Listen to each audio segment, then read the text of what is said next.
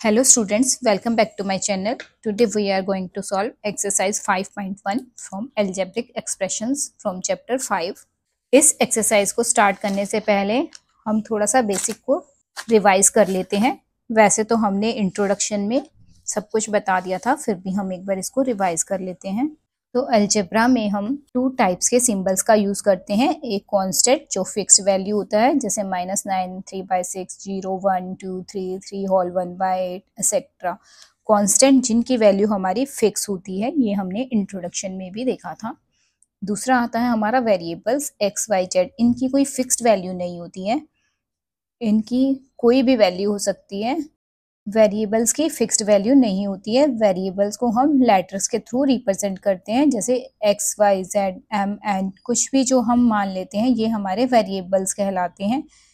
Variables को ही literal numbers या only literal भी बोलते हैं। नाउ कांस्टेंट एंड वेरिएबल, इन्हें हम एक साथ जोड़कर रिप्रेजेंट करते हैं। एक साथ जोड़कर रिप्रेजेंट कैसे करेंगे हम? प्लस, माइनस, मल्टीप्लाई या डिवीजन। ये जो अर्थमेटिक ऑपरेशंस होते हैं, इन चारों का यूज करते हैं। सो हम बोल सकते हैं कि जो अलजेब्रिक एक्सप्रेशंस है वो कलेक्शन है कांस्टेंट एंड वेरिएबल्स का, जो एक या एक से ज्यादा अर्थमेटिक सिंबल्स के साथ कनेक्ट होता है। फॉर एग्जाम्पल 4x² + 6, ये एक तरह से हमारा अलजेब्रिक एक्सप्रेशन हो गया। अब अलजेब्रिक एक्सप्रेशंस के टर्म्स के बारे में फिर रिवाइज करा देती हूँ। जैसे कि हमारे पास है 4x² + 6x + 8। जैसे कि ये हमारा अलजेब्रिक एक्सप्रेशन है, इसमें हमारा टर्म क्या होगा? 4x² ये हमारा फर्स्ट टर्म है, ये 6x हमारा सेकेंड टर्म है, ये 8 हमारा थर्ड टर्म है। ये हमारा टर्म होता है। तो जब सिंगल टर्म होगा जैसे 4x², तो इसे हम मोनोमियल बोलते हैं। जब दो टर्म होता है 4x² + 6x, ये दो टर्म है, इन्हें हम, अगर मैं इसको ऐसे लिख दूं 4x² + 6, ये दो टर्म है, तो इसे हम बाइनोमियल बोलते हैं। यहाँ पर हमारे पास 1, 2 एंड 3 टर्म है, तो 3 टर्म को ट्राइनोमियल बोलते हैं। इससे ज्यादा अगर हमारे टर्म होते हैं तो उसे हम मल्टीनोमियल टर्म बोलते हैं। यहाँ पर एक चीज और समझ लेते हैं, 4x² + 6x + 8, इसमें हमसे पूछा जाए कि कांस्टेंट टर्म क्या है, तो हम 8 को बोलेंगे कि कांस्टेंट टर्म। जहां पर ओनली नंबर्स होंगे उसे हम ओनली कांस्टेंट बोलेंगे। ये जो 4 है, ये जो 6 है, इसे हम न्यूमेरिकल कोएफिशिएंट बोलेंगे। जैसे 4 के साथ वेरिएबल लगा है, 6 के साथ भी वेरिएबल लगा है, तो वेरिएबल्स के साथ जो नंबर होता है वो नंबर हमारा न्यूमेरिकल कोएफिशिएंट कहलाता है। x, y, z, LMNO जो भी होगा वेरिएबल, उसे हम बोलते हैं लिटरल कोएफिशिएंट। तो हम अपनी एक्सरसाइज को सॉल्व कर लेते हैं। फर्स्ट क्वेश्चन है हमारे पास, from the algebraic expressions using variables, constant and arithmetic operations. तो यहाँ पर हमें ये जो गिवन क्वेश्चन है, इसमें वेरिएबल्स का यूज करना है, कांस्टेंट का यूज करके एंड अरिथमेटिक ऑपरेशन का यूज करके हमें एक अलजेब्रिक एक्सप्रेशन बताना है। और यहाँ पर हमें ये ध्यान रखना है कि प्लस एंड माइनस का साइन जो होता है वो टर्म्स को अलग करता है। ये आपको हमेशा ध्यान में रखना है, प्लस और माइनस जो होता है वो टर्म्स को हमेशा अलग अलग करता है। नाउ सब पार्ट 1 है हमारा, 6 more than ट्राइस a number x। 6 मोर, 6 ज्यादा है, जब मोर होता है तो हम किसका साइन यूज करेंगे? प्लस का। लेस रहेगा तो माइनस का। तो 6 मोर देन, दैट मीन्स हमें +6 करना है। अब 6 किस में प्लस करना है? Thrice a number x, means कि एक नंबर है x का थ्राइस, दैट मीन्स 3x। अगर डबल ऑफ x होता तो 2x लिखते, थ्राइस मतलब 3। थ्राइस अ नंबर x, यानी कि नंबर का 3 गुना 3x। तो 3x में हम +6 करेंगे, तो आंसर हमारा क्या हो जाएगा? 3x + 6, यानी कि 3x से 6 ज्यादा। मोर देन लिखा हुआ है, दैट मीन्स जो पार्ट लिखा हुआ है उसमें हमें 6 प्लस करना है। नेक्स्ट है 5 टाइम्स x। 5 टाइम्स x का मतलब हमारा हो क्या? 5x is subtracted from 13। Subtracted मतलब माइनस का साइन लेना है, फ्रॉम 13। तो हम जानते हैं कि फ्रॉम के बाद जो नंबर होता है सब्ट्रैक्शन में, उसे हम पहले लेते हैं। फ्रॉम के बाद 13 है, तो हम क्या लिखेंगे? 13 पहले लिखेंगे, देन सब्ट्रैक्शन का टाइम। क्या सब्ट्रैक्ट करना है? 5 times x, that means 5x। ये हमारा आंसर हो गया। नेक्स्ट है the numbers x and y both squared. अब कह रहा है नंबर x एंड y दोनों नंबर स्क्वायर्ड है। स्क्वायर्ड मतलब पावर में 2 लिखेंगे, एंड एडेड, दोनों स्क्वायर्ड नंबर है और एक दूसरे से एडेड है। सो इसका आंसर हमारा हो जाएगा x स्क्वायर, x का स्क्वायर है एंड y का स्क्वायर। देन कह रहा है एडेड, एडेड मीन्स प्लस का साइन। सो एक्सप्रेशन क्या बन गया है, x square plus y square. Next number 7 is added to 3 times the product of p and q। अब यहाँ समझिए क्या कह रहा है, नंबर 7 एडेड है, नंबर 7 प्लस में है, किसके प्लस में है, तो 3 टाइम्स द प्रोडक्ट, यानी कि कोई प्रोडक्ट है जिसका 3 टाइम्स है, यानी कि जो हम मल्टीप्लाई आंसर करेंगे उसको 3 से मल्टीप्लाई करना है, 3 टाइम्स द प्रोडक्ट, प्रोडक्ट किसका, पी एंड क्यू का। दैट मीन्स इसका मतलब हुआ, पहले इसको समझते हैं, product of P and Q का मतलब हुआ पी एंड क्यू को मल्टीप्लाई कर दिया, पी इंटू क्यू, ये हमारा प्रोडक्ट निकल गया, इसका प्रोडक्ट क्या हो जाएगा, पी क्यू। अब इस प्रोडक्ट का 3 टाइम्स, दैट मीन्स 3 से हमें इसमें इंटू करना है, तो ये हमारा हो जाएगा 3 पी क्यू। तो 3 times the product of P and Q का मतलब 3 पी क्यू। इसमें हमें प्लस करना है नंबर 7 को, तो यहाँ हम एक्सप्रेशन लिख लेंगे 3 पी क्यू प्लस 7। नेक्स्ट है 3 times of x। 3 times of x means 3x is subtracted from the product of x with itself. अब यहाँ फिर अगेन ध्यान से देखिए, सब्ट्रैक्टेड का साइन है, सब्ट्रैक्टेड के बाद फ्रॉम लिखा है, यानी कि फ्रॉम के बाद जो लिखा होगा उसे हम फर्स्ट लिखेंगे। फ्रॉम के बाद हमारा लिखा है the product of x। Product of x मतलब x में हमें मल्टीप्लाई करना है, हमारा x है, किसको मल्टीप्लाई करना है, x विद इटसेल्फ, x को अपने आप के साथ, इटसेल्फ के साथ मल्टीप्लाई करना है, यानी कि x को x के साथ मल्टीप्लाई करेंगे तो x इंटू एक्स हमारा हो जाएगा मल्टीप्लाई के साइन में, तो x स्क्वायर बन जाएगा हमारा। तो क्यों बनेगा ये भी आप समझ लीजिए। देखिए जब x इंटू एक्स इस तरीके से हो तो इसके पावर में कुछ भी नहीं है, दैट मीन्स पावर 1 है। तो इस पावर को हम मल्टीप्लाई के साइन में x y z जो भी वेरिएबल्स होगा उसके पावर को हम प्लस करते हैं, तो 1 + 1 हमारा हो जाएगा 2, यानी कि x को x से मल्टीप्लाई करेंगे तो हमारा प्रोडक्ट आएगा x स्क्वायर। अब x स्क्वायर में हमें सब्ट्रैक्ट करना है, तो हम x स्क्वायर को पहले लिखेंगे, माइनस क्या सब्ट्रैक्ट करेंगे, 3 टाइम्स ऑफ x, x का 3 गुना, that means 3x। So expression is x square minus 3x। Next sub part 6 है हमारा, sum of the numbers m and n is subtracted. अब क्या सम करना है, sum of the number, number हमारा m and n है, m and n का sum, that means m plus n, उसे हमें सब्ट्रैक्ट करना है फ्रॉम देयर प्रोडक्ट। फ्रॉम के बाद देयर प्रोडक्ट है, यानी कि जो प्रोडक्ट आएगा उसे हम पहले लिखेंगे, देयर प्रोडक्ट किसका, प्रोडक्ट m एंड n का प्रोडक्ट, प्रोडक्ट यानी multiply, that means m into n। जब इसे हम मल्टीप्लाई करेंगे m into n is equal to m n। Then subtraction का साइन, अब क्या सब्ट्रैक्ट करेंगे, m प्लस n को, m और n के सम को हमें सब्ट्रैक्ट करना है, तो ब्रैकेट्स में हम लिख लेंगे m प्लस n। तो ये हमारा आंसर हो जाएगा mn minus m plus n। Next question number 2 है हमारा, ए टैक्सी चार्जेस रेट 9 पर kilometre and a fix charge of ₹50 if the taxi is hired for x kilometre, right N algebraic expression for this situation. अब यहाँ कहा जा रहा है कि जो टैक्सी है वो पर किलोमीटर के लिए 9 रुपीज चार्ज कर रहा है एंड उसका फिक्स चार्ज 50 रुपीज है, x किलोमीटर जाने के लिए हायर किया गया, तो अलजेब्रिक एक्सप्रेशन क्या बनेगा ये हमें बताना है। इसे हम ऐसे समझ लेते हैं यहाँ की, जैसे ये हमारा हाउस है, आपको मूवी देखने जाना है, ये आपका मूवी हॉल हो गया, मूवी के लिए आपको जाना है, आपके हाउस से यहाँ तक आपको जाना है, तो ये टोटल डिस्टेंस आपका है 10 किलोमीटर।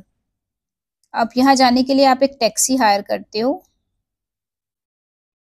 कहा जा रहा है कि टैक्सी का जो फिक्स चार्ज है, टैक्सी वाले को आपने बुलाया, यहाँ आने का इसका फिक्स चार्ज है 50 रुपीज। ये कह रहा है यहाँ मैं आऊंगा तो मैं 50 रुपीज आपसे लूंगा ही लूंगा। उसके बाद ये कह रहा है 1 किलोमीटर के बाद 9 रुपीज, जैसे कि यहाँ से 1 किलोमीटर के आपका 9 रुपीज चार्ज है, आपको जाना है 10 किलोमीटर, तो आपका टोटल चार्ज क्या हो जाएगा, 9 इंटू 10, ये हमारा हो जाएगा 90। दूसरा ये फिक्स चार्ज 50 रुपीज ले रहा है, 90 प्लस 50 हमारे पास टोटल चार्ज निकल जाएगा।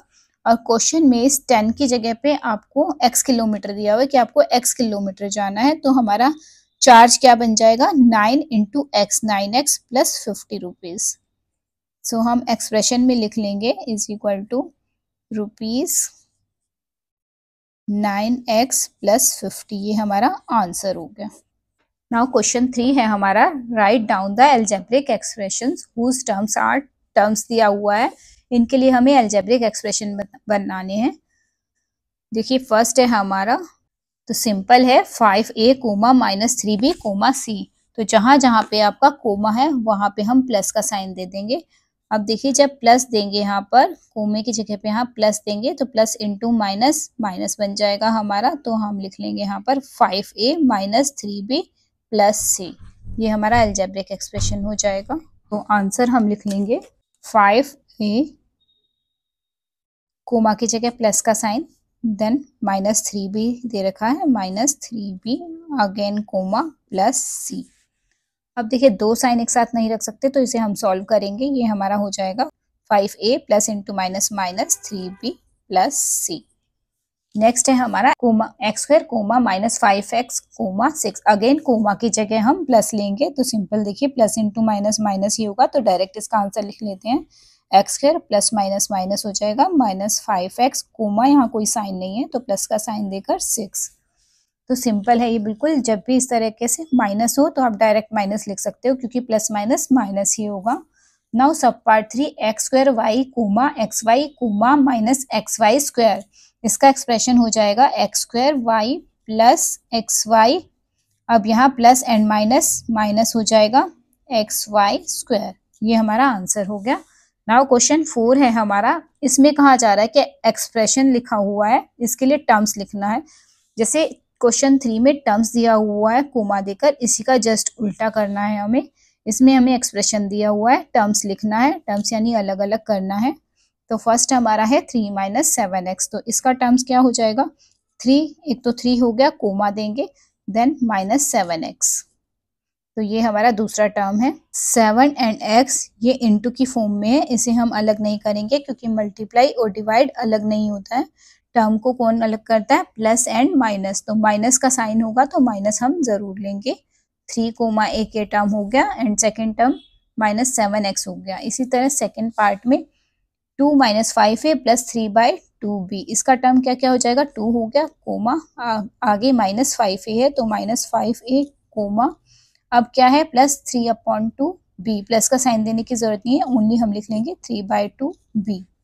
नाउ नेक्स्ट पार्ट है हमारा, इसका टर्म लिख लेते हैं, इसका फर्स्ट टर्म आ जाएगा 3x की पावर 5 कोमा प्लस 4y की पावर 3, प्लस लिखने की जरूरत नहीं है कोमा, अब ये माइनस का साइन है तो माइनस का साइन जरूर लेते हैं, माइनस किसके साथ है 7xy स्क्वायर के साथ, देन कोमा प्लस 3 है तो कोमा लगाकर हम 3 लिख लेंगे। नाउ क्वेश्चन 5 है हमारा, इस क्वेश्चन में आपको एल्जेब्रिक एक्सप्रेशन में क्वेश्चन दिया हुआ है और कहा जा रहा है कि टर्म्स भी लिखिए और इसका फैक्टर्स भी लिखिए। तो फर्स्ट क्वेश्चन है हमारा माइनस 4x प्लस 5y, तो पहले इसका टर्म्स लिख लेते हैं। तो टर्म्स में देखिए पहला टर्म क्या है माइनस 4x, माइनस किसके साथ है 4x के साथ, तो ये हमारा टर्म हो जाएगा माइनस 4x। अब इसका फैक्टर क्या क्या हो गया, फैक्टर में हमारा माइनस 4 एंड x दोनों फैक्टर होगा तो हम कोमा दे के लिखेंगे माइनस 4 कोमा x, ही इसका फैक्टर हो गया। नेक्स्ट टर्म है प्लस 5y, 5y इसका फैक्टर क्या हो जाएगा हमारा 5 कोमा y, ये इसका फैक्टर हो गया। Now sub part 2 xy plus 2x square y square, पहले फर्स्ट टर्म लिख लेते हैं हम xy है एंड इसका फैक्टर x कोमा y, दूसरा टर्म है हमारा plus 2x square y square, तो पहले टर्म्स लिख लेंगे 2x square y square. Now इसका फैक्टर में देखिए 2, अब यहाँ फैक्टर में x इंटू एक्स स्क्वायर है तो 2x का फैक्टर है तो हम कोमा देंगे और 2 टाइम्स x को लिखेंगे। इसी तरह से y स्क्वायर, तो y इंटू y है y कोमा y, इस तरह से इसका फैक्टर हो गया। थर्ड है हमारा 1.2ab minus 2.4b plus 3.6a, पहले फर्स्ट हम लिख लेते हैं 1.2ab, इसका फैक्टर हमारा हो जाएगा 1.2 comma a comma b। Now second term है माइनस 2.4b, नाउ -2.4 बी के लिए फैक्टर है -2.4 कोमा बी। थर्ड टर्म भी इसमें है 3.6 ए, तो इसका फैक्टर हमारा हो जाएगा 3.6 कोमा ए। ये हमारा आंसर हो गया। नाउ क्वेश्चन 6 है हमारा, show the terms and their factors by tree diagrams of the following algebraic expressions. इसमें कहा जा रहा है कि जो हमारा एक्सप्रेशंस दिया हुआ है इसके लिए टर्म्स एंड फैक्टर को शो करने के लिए एक डायग्राम बनाना है। फर्स्ट पार्ट है हमारा 8x + 3y²। इसके लिए हम ट्री डायग्राम कैसे बनाएंगे, तो इसके लिए सिंपल सा मेथड है कि हमारे पास दो टर्म है तो यहाँ पर इसे हम दो पार्ट में बना देंगे। तो दो टर्म है तो हम टर्म्स लिख लेंगे, टर्म एंड फैक्टर दोनों लिखने हैं। टर्म हमारा फर्स्ट टर्म है 8x, सेकेंड टर्म है 3y²। नाउ फैक्टर लिखना है, तो फैक्टर अब बना देंगे इसका इस तरीके से और इसका भी इस तरीके से। 8 एंड x दो फैक्टर होते हैं, इधर 8 एंड इधर x।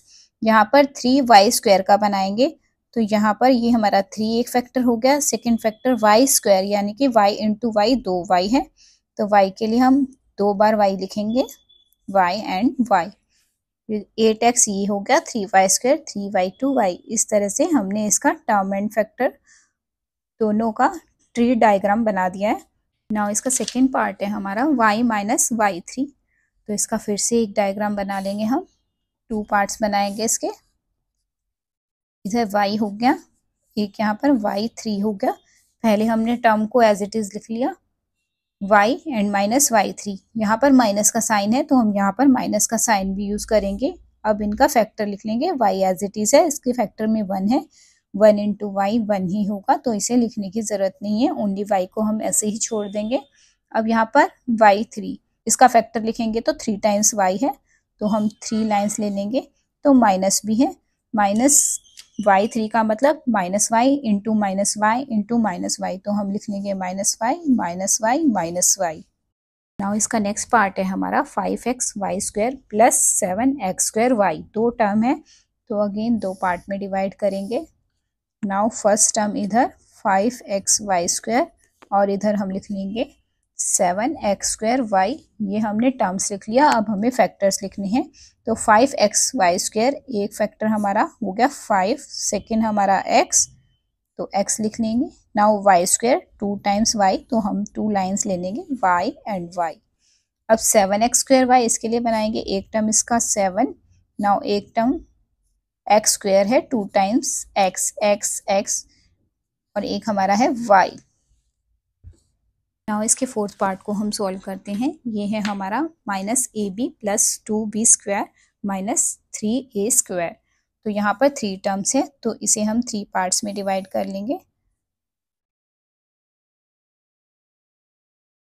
तो ये हमारा 3 पार्ट हो गया, 3 टर्म्स हम लिख लेंगे यहाँ पर। नाउ -ab है तो यहाँ पर -ab। Now second terms 2b², third term -3a²।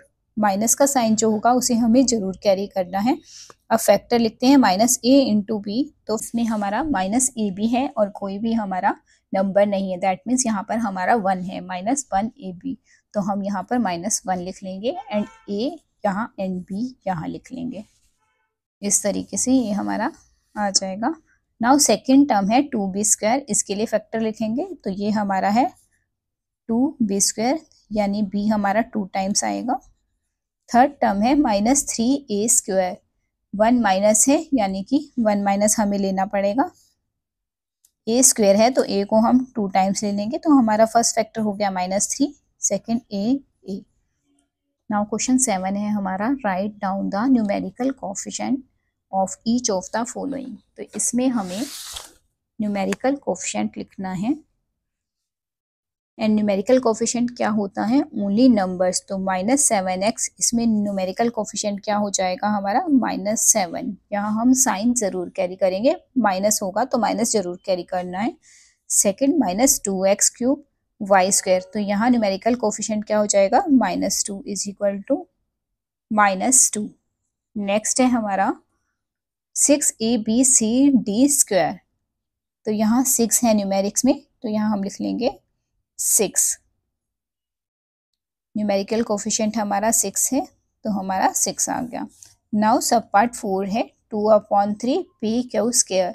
तो यहाँ पर न्यूमेरिकल कोफिशिएंट क्या हो जाएगा 2/3। क्वेश्चन नंबर 8 है हमारा, right down the coefficient of x in the following. तो यहाँ हमें कोएफिशिएंट ऑफ एक्स लिखना है।